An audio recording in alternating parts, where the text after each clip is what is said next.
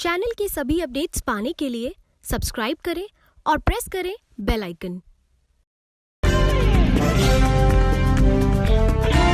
19 मई को आखिरी चरण की वोटिंग से पहले बीजेपी तृणमूल का टकराव बुधवार को इतने गंभीर मोड़ पर पहुंच गया कि चुनाव आयोग ने तय वक्त से 19 घंटे पहले ही पश्चिम बंगाल में चुनाव प्रचार रोकने का आदेश दे दिया। अब बंगाल में गुरुवार को रात 10 बजे के बाद कोई दल कैंपेनिंग नहीं कर सकेगी।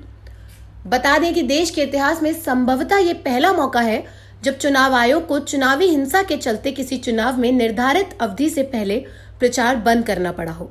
बता दें कि आयोग ने ये कदम आर्टिकल 324 के तहत मिली शक्ति के अनुसार उठाया है।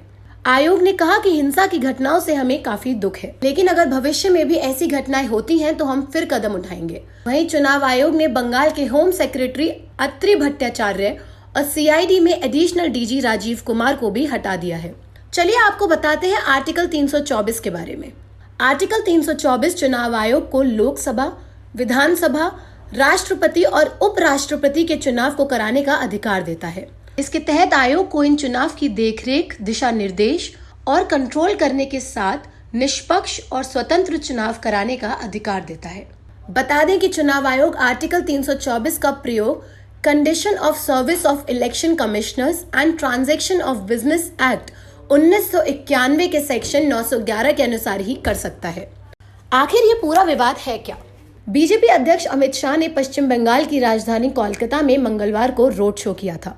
इस रोड शो में बीजेपी और टीएमसी कार्यकर्ताओं की झड़प हो गई। झड़प इतनी बढ़ गई कि बीजेपी अध्यक्ष को रोड शो बीच में ही छोड़ना पड़ा और पुलिस ने उन्हें बचाया। रोड शो में आगजनी की भी घटना सामने आई। बीजेपी इसका आरोप टीएमसी कार्यकर्ताओं पर लगा रही है। पार्टी ने इसके विरोध में दिल्ली के जंतर मंतर पर साइलेंट प्रोटेस्ट भी किया। इसी के बाद चुनाव आयोग ने पश्चिम बंगाल में चुनाव प्रचार की अवधि एक दिन कम कर दी। इंडिया टाइम 24 न्यूज से साक्षी की रिपोर्ट। चैनल की सभी अपडेट्स पाने के लिए सब्सक्राइब करें और प्रेस करें बेल आइकन।